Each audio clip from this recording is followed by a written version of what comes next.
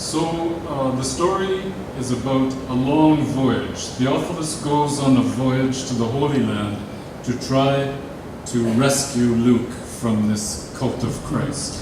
Stoga priča je o dugom putovanju. Teofil kreće na put da spasi Luku. Theophilus is an agnostic, he is an atheist really, and a skeptic. Teofil je agnostik, ateista, skeptik. And so the story traces his moving into the whole world of Christianity at its birth. Na neki način priča ulazi, to je potraga za rađanjem kršćanstva. He is a very intelligent man and a very proud man. On je vrlo inteligentan i ponosan čovjek. So I don't want to tell the whole story. Ne želim reći cijelu priču. But let me say it's the movement of a soul from unbelief to faith. Ali da kažem, to je stvari gibanje od nevjere prema vjeri. But it's not an easy journey. It's a very rough journey. To je vrlo grubo putovanje, nimalo lako. I'll say no more.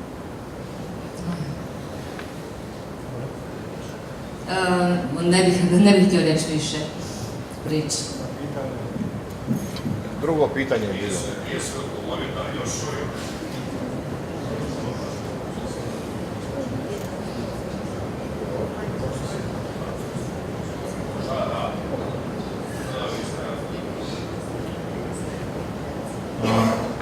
Well, I worked for 3 years on researching and reading a vast array of historical documents. 3 godine sam proveo istraživajući jedan širok opseg dokumenata. One of the most interesting things I discovered was how much false history there is about Croatia. Jedna od zanimljivih stvari koju sam otkrio koliko ima lažnih informacija, znači neistine o Hrvatskoj.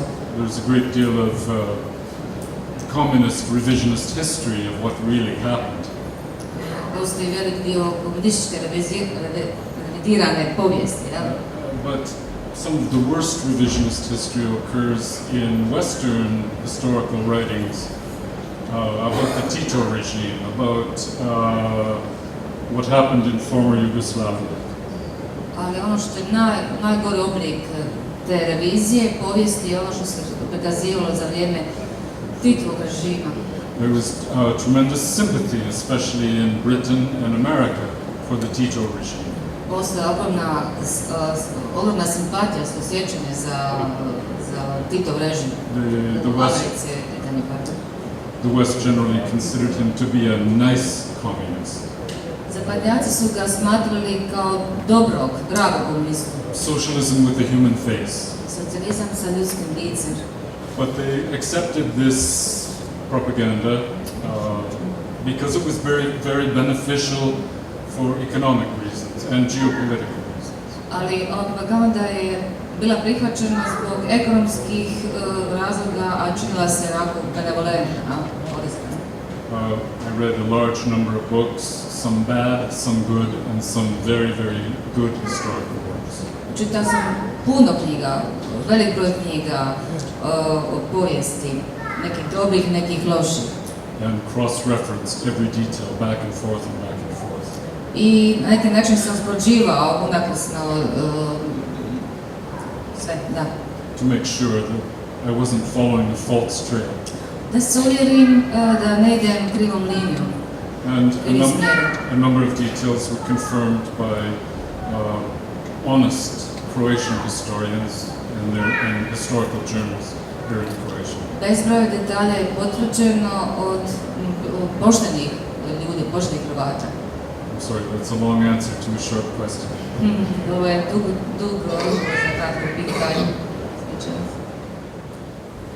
Well, that's several questions. The first is no, there was no intention on my heart to teach a true history of Croatia. Kao prvo, to je nekoliko pitanja. U mom srcu nije bila namjera da vas poučavam povijesti, vašoj povijesti. It was primarily an upwelling from a fountain of inspiration.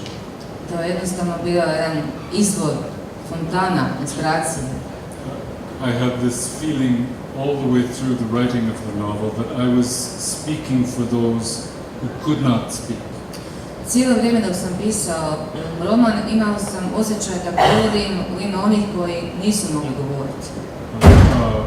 The central character Jussi Plasta is not a real person. This is not a pseudonym.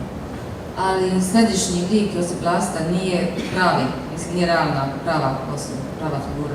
But I hoped Stvarno. in creating his story that the experiences of many people could be embodied, personified in this fictional life. Ali sam se nadao u kreiranju ovog lika da će kroz njega se utjeloviti sudbine svih, mnogih ljudi. So whatever is successful in the book is really a gift of grace. The mistakes are all mine. Što god se dogodilo u knjizi, to je ipak prije svega milost, Božja milost. I also had a very good map. Također sam imao vrlo dobru kartu. Gospodine Michael, ti se sada nalaziš u Metkoviću u župi Svetoga Ilije. Možete kažete. Pa me zanima vaše mišljenje, zašto je Sveti Ilija jedini starozavjetni prorok proglašen kršćanskim svecem? I believe it's because Elias's role is not yet completed. In the book of Revelation, I think it's chapter 11. Vrlo zanimljivo pitanje. Mislim da se uloga Svetog Ilije još nije dovršila u Svetom pismu, poglavlje 11. Ja? 11, chapter. I think it's chapter 11, the book of the Apocalypse. Knjiga Otkrivenja. St. John speaks of the two witnesses who will bear witness against Antichrist. Sveti Ivan govori o dva svjedoka koji su svjedočili o Antikristu. Traditionally, it's a tradition. It's not a solid teaching of the church, but it is a strong tradition in the church that these two witnesses will be the prophet Elias and Enoch. To nije čvrsto crkveno učenje, ali postoji tradicija da su Sveti Ivan i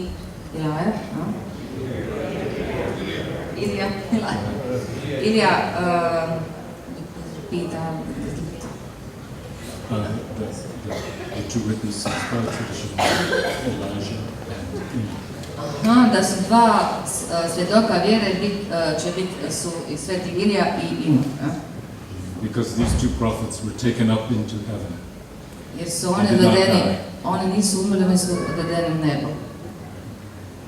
That's my best guess, I'm not sure. To je moja najbolja pretpostavka, nisam sigurna. Brian, zanimljiv je podatak da ste izdali 12 knjiga, ako je ovaj podatak točan, ali je još zanimljivije da nijedna nije izdana u Kanadi, da niste našli izdavača za svoje knjige u zemlji u kojoj živite. Koji je razlog tome? It's true until last year. I now have a publisher in Canada. Istina, do prošle godine sad ima izdavača u Kanadi. A small Catholic publisher. Mali katolički izdavač. The kind of publisher who is willing to lose everything. Vrsta izdavača koji je spreman izgubiti sve. To publish a book and sell only 10 copies. Da bi izdao knjige i prodao 10 primjeraka. Jer je razlog što je katolički pisac, pa ne tako tretiraju. I think it's certainly part of the problem. My country is a very materialistic country with, for 30 years we've been in the middle of a social revolution. Mislim da je to sigurno dio problema. Mi smo, Kanada je izražena materialistička kultura i bili smo usred revolucije, društvene revolucije. What Pope Benedict has called the dictatorship of moral relativism.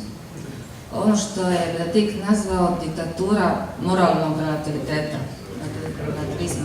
May I tell a little story which may illustrate that?